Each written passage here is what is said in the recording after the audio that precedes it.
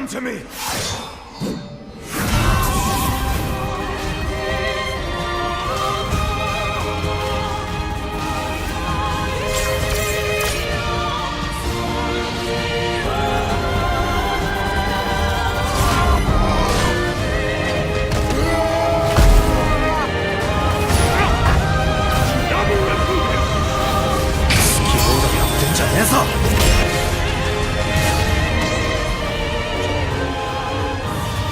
Greetings and salutations, everyone, and welcome back to Versus Gaming, a gaming show where we discuss the latest news in the world of gaming and go into some insight into what it all means. With me today, I have returning guest, Steve Jones. Thank you very much for having me back. Of course. The amount of gaming news has been skyrocketing with the conclusion of Gamescom. And like always, we're here to break it down all for you. We're here to break it down for you. First things first, however, what were your raw thoughts on how Gamescom went, Steve? I enjoyed it a lot. I mean, compared to E3, which is always the big flash, let's announce everything, and Gamescom's where we get kind of into the meat, the heart of a lot of the stuff, because that's where the gameplay and stuff really gets shown, which again, I think we had a really good showing this year with a lot of the games we talked about last time. We had Cyberpunk, Devil May Cry 5, I know one of your big favorites, everything else. So again, I think Gamescom really this year showed what it needed to do. Yeah, no, absolutely. And, kind of what we talked about earlier, this is part two pretty much to E3. Yeah. And, you're getting a lot of that extensive footage that we wanted. We had 48 minutes of, Cyberpunk footage. The seeing Dante go ham with his motorcycle blades. Yeah. And seeing a whole bunch of character reveals. We had literally so much stuff get shown, with Resident Evil. Like, the news was honestly, it felt more than E3 to me when I was watching, because there was so much to go to. And to me, it kind of blew me away, man. Like, it was really a good event. It was substantive. You didn't feel like they were trying to hide. It's like, bring it to the table. And it hit the games that I think a lot of us both were interested in. So I think that helped it a lot. No, absolutely. And especially, holiday season, I think a lot of people are going to get excited, especially for the beginning of next year. Cyberpunk 2077 was unveiled back during E3, but recently we finally got to see some long-awaited gameplay. Let's check it out. Almost clear. Go.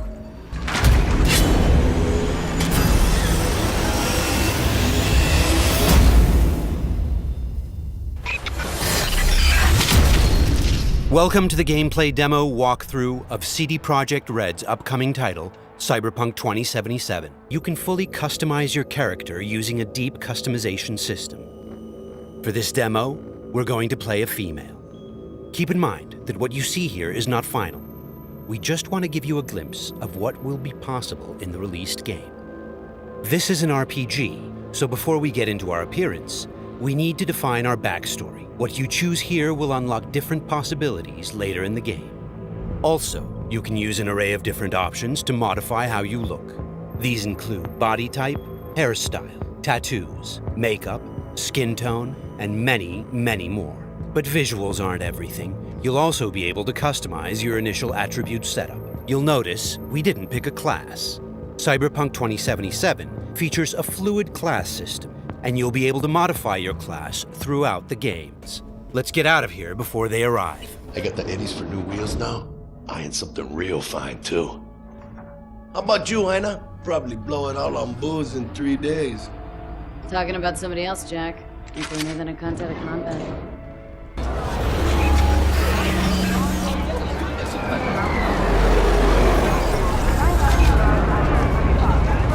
We've greatly enhanced our crowd and community systems to create the most believable city in any open-world game to date. You're insane! Who the fuck is this? I'll know in 2 seconds flat. That fucking thing ready? All set. Are you here alone? The Corpos have hacked us through our personal link and have subjected us to a kind of lie detector program. The dialogue system in Cyberpunk 2077 is fully gameplay driven. I asked if you came alone. Yep, just little old me.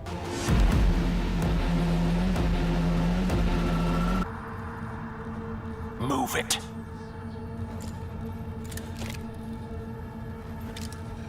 Whew, not the smoothest of deals, but it worked out in the end, right? Flathead's good gear. It'll do the trick. Whatever that trick is. Shit. Shit, shit, shit!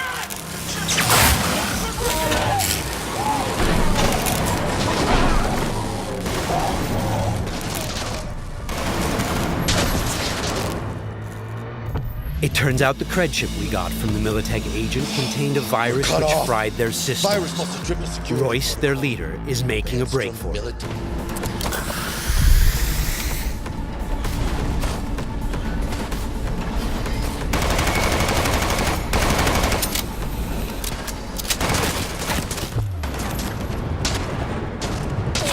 Jesus Christ! My legs!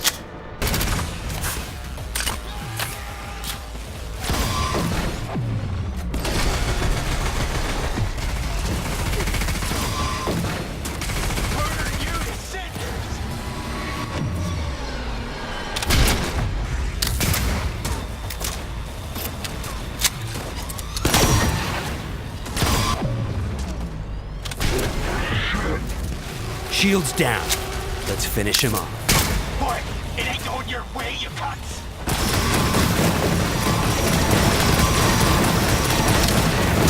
Okay, let's put him down and get this job over.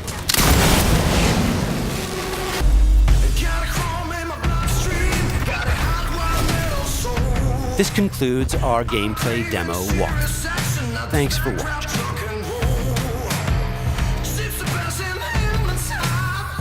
I know you mentioned before, Steve, that you were so hyped for Cyberpunk. I am. How did it feel to see that amazing gameplay? 48 minutes still was not long enough.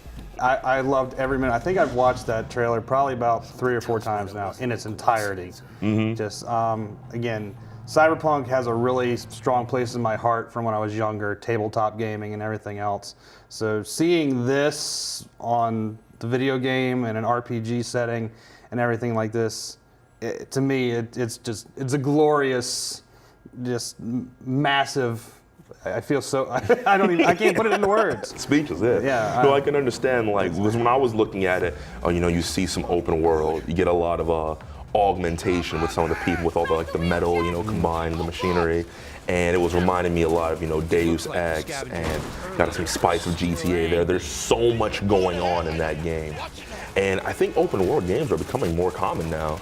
And I think this one is really going to stick out.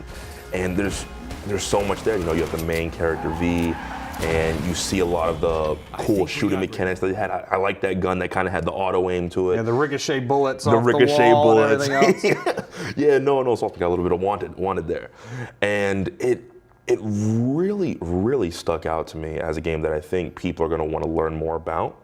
Because when people think of open world, the first thing that pops to their mind a lot of time is Grand Theft Auto. But with the RPG elements, tacked on to Cyberpunk, how do you think it's going to attract some new audience? Well, I mean, you've got CD Projekt Red on it. I think just based on Witcher 3 and what that studio established and everything else, just that namesake is going to bring a lot of people in. And like you said, there's stuff like Deus Ex and a lot of other cyberpunk stuff in that genre that's going to bring people in and everything for the interest. But I think CD Projekt Red name on top of all that is really going to help pull a lot of people in that may have thought, everything else. But I mean, you open world, like you said, we get a lot of that. We've got stuff like Ubisoft, we've got other ones, everything. But again, you've got a studio that is very well respected, and I think in the gaming community and everything else, they've already established that they're going to keep years of DLC and everything coming into it, free DLC and everything else, which is again a hot topic thing that we can get into again right now in the current scope of everything with gaming. But yeah, no, exactly. Especially, I'm really happy they're bringing a lot of DLC because, don't put loot boxes in that game. We don't need it. It was just so awesome, to see, and I think especially I would have loved to see more. But I think 48 minutes really gave a lot of people to see more of it. Yeah. Because some people are like, Cyberpunk? Like, what's the big reveal? What's all the excitement surrounding it? And now people can finally see that. firsthand. And then CG Projekt Red was very upfront and honest. Like, this is still in development. This might not even be the final product. So, I mean, if this is what we have going right now, I can only imagine if we'd scrap this and improve on it or anything else like that. Same here. So. Well, Cyberpunk 2077 isn't the only game to grace us with some incredible gameplay. Devil May Cry 5 also showed us some insane, stylish, over-the-top Dante action. I just have to give you some of my first impressions. Oh, by all on means. it. Yeah, Cyberpunk's my baby. This one's yours. Oh yeah, no, this is my baby. This is the game that I'll play nonstop once it comes out. And you know, seeing that trailer, because I was always like, okay, you got to give us more. You teased Dante a little bit. You know, I love it, but I'm like, I need more. And you know, you have some amazing gameplay from Nero. Dante comes swinging at the end, showing the motorcycles. And it literally looks like they do not want to hide Dante this time. Because they did that with Devil May Cry 4, because I'm pretty sure this game is going to have a lot more emphasis on the storyline. Because a lot of people were like, oh, we didn't get enough Dante in the last game. And we've always wanted more. So, you know, because here, a lot of people that I know are really like, the moment this game goes up for pre-order, if it's not right now, they're gonna go out and pre-order it. Because you get to see that, okay, now they're keeping with the new weapons. It doesn't look like, because we didn't get to see Yamato yet. You know, the samurai sword. And, you know, Nero's back with Red Queen. Dante still has Force Edge, his normal sword. So it was really over the top, and they really showed more of the action, especially on Dante's part.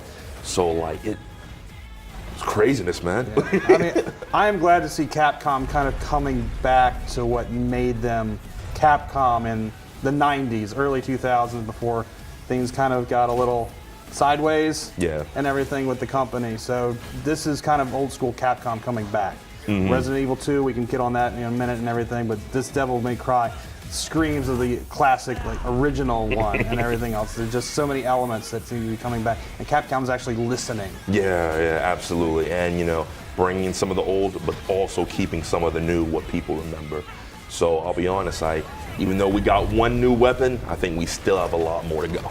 And I did like the gauntlets in the gameplay footage. Seem to be able to pick them up in the world, different ones. Yeah, the metal arm and everything. Else. So it's not, you're not tied just to something, you know, that you pick up and move through the game. You actually pick it up while you're playing. Yeah, no, and I really enjoyed that, especially because when I was thinking of the last one, the last Devil May Cry, and you know, Dante had Nero had the demon arm. This time he has a metal arm. We know where that's come from, because an antagonist that's still hooded, we haven't seen him yet, cut off Nero's arm.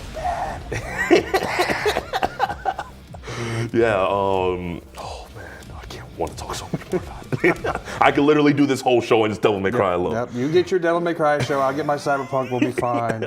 Yeah, absolutely. Let's move on to some anime news that we got from Gamescom. Jump Force has been on everyone's mind lately in regard to what characters are going to be revealed next. This time around, Gun and Hisoka from Hunter x Hunter, Sanji, Sabi, and Blackbeard from One Piece, and Vegeta from Dragon Ball Z are all joining the roster. If you had to pick one character from an anime to be included in Jump Force, who would you choose? They've been very tight-lipped. I know a couple different interviews tried to poke and everything else, and they're like, we're not talking about anything. I definitely, I know it's got its own game coming out, and we might touch on that one. I definitely want to see some stuff from My Hero Academia. Oh yeah. Bleach has already been revealed. That one, that's a guilty pleasure. That anime kind of went a little sideways and everything towards the end after I think season 4 and everything, but I still enjoyed the original, you know, and everything. So I still seeing some of those characters, a nice little nostalgia for that.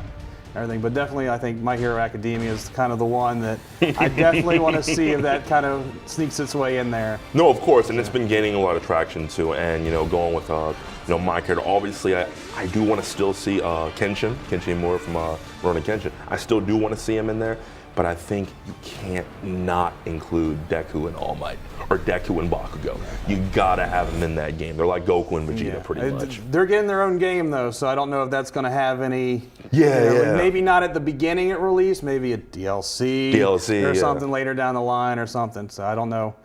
I don't know if that's going to make any play any factor into it. I mean, DBZ got their own game. Goku seems to be fine in this one, so maybe not. Don't know. Well, I'd be surprised because I mean, obviously we know like pretty much all these fighting games these days are made by Namco. Yeah, that's true. Like it's like 90% of them, and yeah, there could be some conflict because we have the My Hero game coming out. And they might want to sell that one a little bit more first. Exactly, before Jump Force comes out. So I could see them also, you know, doing DLC, but having them in there would make people definitely rush out because it's supposed to be a shonen brawl. Oh yeah. You know, I'm really surprised they didn't go with J-Stars too, and they called it Jump Force. But, you know, looking at it, it does look like a way more enhanced, polished version of J-Stars. And, you know, the more new characters you got, the better. Yeah, you know, they went old school with the last one, so if they incorporate some new stuff here, you know, I'm all for it. On the subject of character reveals, we got to see some Claire Redfield action from Resident Evil 2 as well. Capcom's prior Resident Evil installments have centered more around the action rather than the horror aesthetic of the game, but in Resident Evil 2, Capcom is taking the franchise back to its roots. Would you say people have a reason to be excited about Resident Evil 2? I'm definitely more excited about this remake than I was the first one. And again, I go back to saying I think Capcom's finally learning and going back to what made Capcom big and popular and what they were decades ago. The Claire Redfield one blew me away. Just beautiful, and for a horror game, beautiful kind of thing. So I mean, this and Leon from before. So I'm definitely more, again, excited for this one than I was the first remake. Yeah. And from what I've heard with the developers, this isn't going to be a copy-paste, beat-for-beat remake. They've already announced that things are going to be different. And again, spoiler alert, anything like that, they've already said that one spot where they've revealed the liquor is not going to be there. So you go in there expecting this. So it's enough to keep the old school fans and everything that come back to this still kind of on their toes, because like, this isn't what I remember, but it is. So it is what is it? Still gonna keep that heart racing a little bit and everything. Yeah, absolutely. You know, it's not just, you know, a carbon copy, you know, of the prior, you know, Resident Evil 2, you know, being here. You know, they're adding a lot more. I enjoyed the Claire Redfield gameplay because she's one of my favorite characters, and much love for Leon, obviously. And it was really, really good to see, because a lot of people I know, you know, when we go back to Resident Evil 5 and 6, you look at those games and there's plenty of action. It's just action. That's all it really was at the end of the day. You know, you see a horde of zombies, you're like, all right, I gotta rush in there, you know, because I'm about to have some fun. Here, you know, because they're going back to the horror, you know, aesthetic of it, you know, you might not be able to do that. You have to take your time and really think about it. You know, there could be consequences, you know, for your actions. So, you know, seeing that and seeing them really go back to their roots, like just like you said, you know, with Capcom learning, I think that's resonated with a lot of people. Because it's, you know, it's Resident Evil. We want to have, you know, some horror aspect. You know, I don't think you can just focus on the monsters and then show amazing action and then it's like, oh, I remember the action a lot more. I mean, don't get me wrong, I enjoyed Resident Evil 5 and 6. I thought they were okay. But that's it, they were okay. Yeah, they were okay. But here, this is definitely one that a lot of people I know are looking forward to. And seeing all the nostalgic characters, you know, going back to what the roots of what made Resident Evil, I think that speaks volumes. So I can't wait to see. You know, I'm just curious how long they're going to take this remake route. Are we going to get a 3 remake, a 4 remake? Are we going to have like a branching alternate timeline since we're changing some stuff? You know, and try and keep that going, but we're going to kind of keep the element to where we went wrong the first time. Yeah. So, we've seen games, you know, go back, you know, do prequels, do some remakes of games that have been successful. Damn it. I'm not sure if I'd be mad at them if they went back and remade some of the games. I mean, obviously you have to incorporate some new things to get people to come back, you know, instead of just, you know, boosting up some graphics. But, you know, because Resident Evil is such a beloved franchise, you know, I don't think I'd, you know, mind, but you'd have to keep it around this quality and only go up from there. Exactly. I'm just curious when they're like, oh, this is where we went wrong. This is where we're gonna kind of branch. So we'll do a 3 remake. Code Veronica. When we kind of went, now we're gonna go this way now a little bit, or we try and, because I don't think if we did a remake of 5 or 6, anybody's gonna be real happy. Oh my God, no. So again, if we stick with the horror aspect and keep it this direction. And again, we have our alternate timeline or whatever. Maybe it'll work. No, it's true. So I'm just curious of where we're going to go after this. Yeah, same here. You can only do remakes, but for so long. Yeah, no doubt about that. Moving on to a more familiar and yearly game, Assassin's Creed Odyssey made quite an impact at Gamescom, showing off a new demo that was ready for players to try out. However, one question that sticks out in everyone's mind, is it pretty much the same game last year? I personally enjoy Greek storylines, but is that a reason to jump back into this recycled franchise? Here's the thing, from what I'm getting from what I've seen with gameplay, this is a good game. The Assassin's Creed name shouldn't be on it. The Assassin's Creed name is on it to sell it. It's going off an established IP title to sell the franchise. I think as just a RPG, this could be a really good game. But again, I don't see any connection with this hardly to the Assassin's Creed of old. Yeah, no, that's very true. And in some aspects, that's a good thing, because I don't think most people didn't like the modern side of it. Yeah. So as you know, as we've gotten further, especially with Origins and this one now, from what I've seen, there's like no animus really attached, no modern story element to it. For the most part, it's centered in what it's supposed to be, what everybody wants to play. Ancient Egypt, Greece, old Renaissance, Italy, or wherever. Or Rome, or whatever, Still waiting for a Japanese game. Still waiting for it. At least one like this, not the side-scroller thing they put out. But, I mean, I think this would be a really good game. I don't think the Assassin's Creed tacked on the front works. Yeah. No, I was thinking the same thing, because I was watching. It definitely doesn't seem, because you didn't notice a lot of hoods, like you usually would, or the same trailer of a hooded person going around, whether it was in, I don't know, 2, Brotherhood, or whatever, insert time period kind of thing. They really look like they remade some of the gameplay. It looks like they're going on a different, storyline with this. Because I was looking at some of the screens, and you get to fight Medusa. Oh yeah. And I started reminding myself, they're really going to have to push hard if they want to sell this game. Because, you think of Greece or Greek, the moment you think of that word, you think, well, God of War. So the fact that they're branching away, I think is nice, because you're showing something new. But yeah, no, I agree. The Assassin's Creed on it, definitely might cause some trouble for it. But of course, it does have that fixed audience, that will go out and buy Assassin's Creed.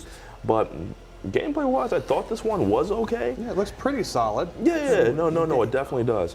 It's just, the fact that, yearly games, have been getting a lot of flack lately. Now, they did announce that they were not going to do one for 2019. The only reason this one came out directly after Origins, because both were in production at the same time. Yeah. And they've already said they're going to give at least this is going to be the new Ubisoft approach to everything. We release a game, and we put at least 3 or 4 years of continued development into the live service and everything of it. So I can see some more DLC coming from this. I don't know what we'll get besides Medusa, a Minotaur, a Hydra, the Kraken, or any other notable Greek mythology that they'll add on to it. Oh yeah. And everything. But I can see this one going for a few years and adding on to it. So no, I'd hope so. Take it seriously. Make it a real game. You don't always have to go the Madden route. Same game from last year.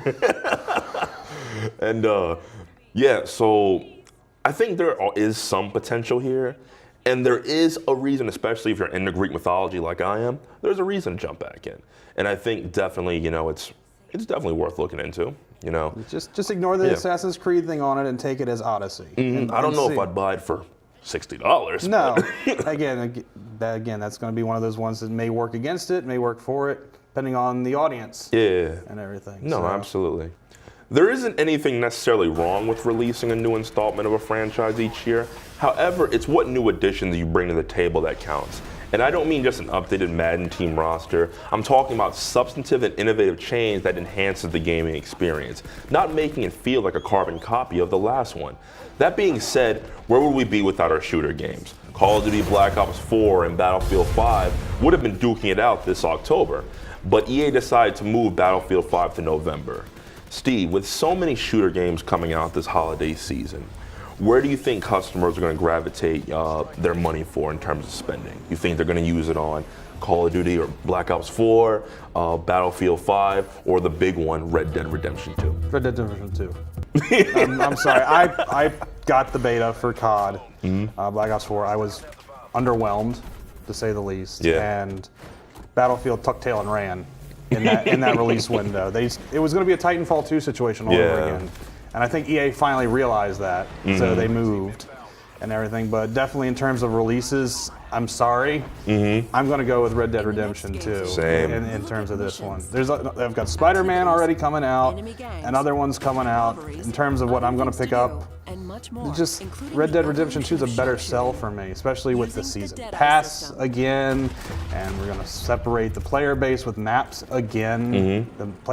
The COD community has complained about this for years. Yeah. And we continually go down the same path year after year.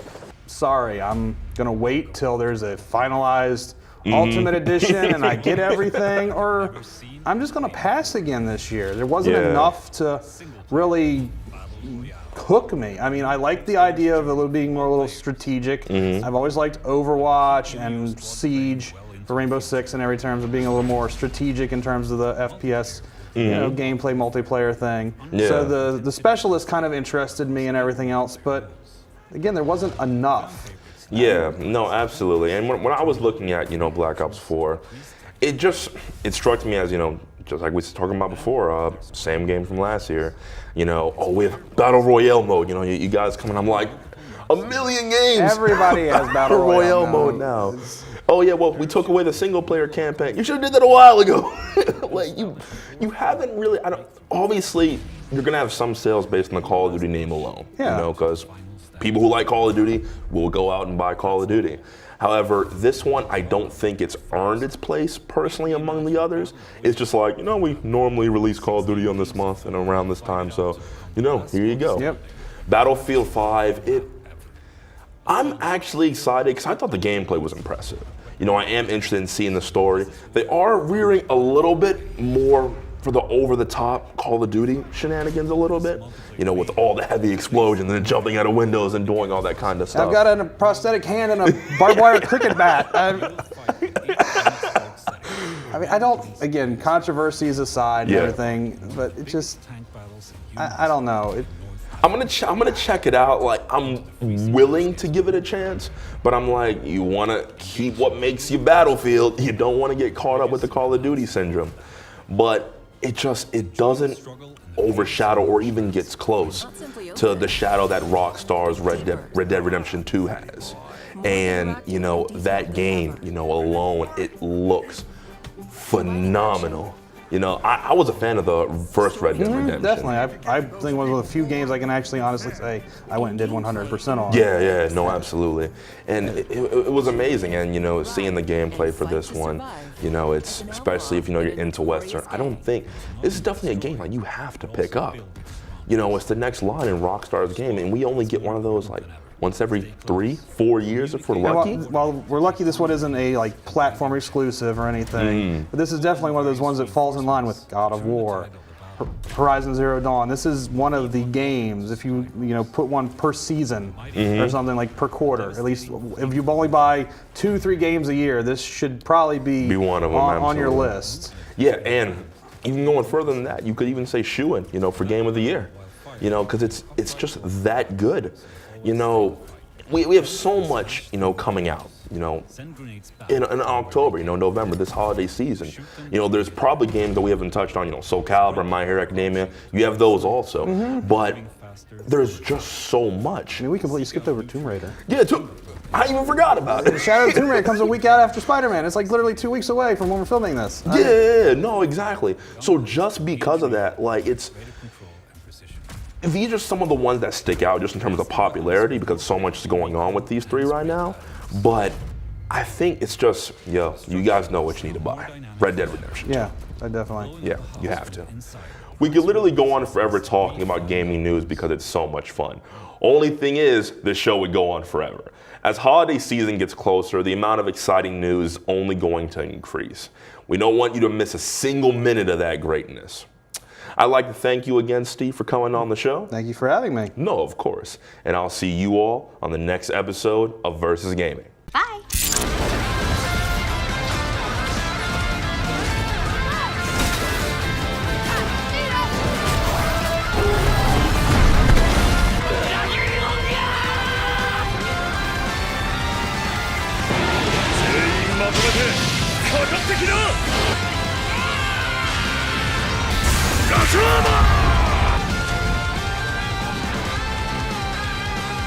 We own the cops. Ain't that something, Fritz?